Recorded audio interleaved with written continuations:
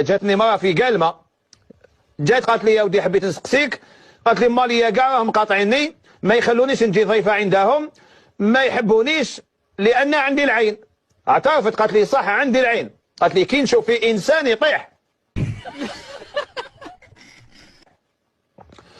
قلت لها البديه بدا بيا الله يرضى عليك ما تشوفيش فيا، دوري هكذا شوفي في كانت واحد الشجره شوفي فيها وسقسيني، نبدا الاولى نسلك روحي.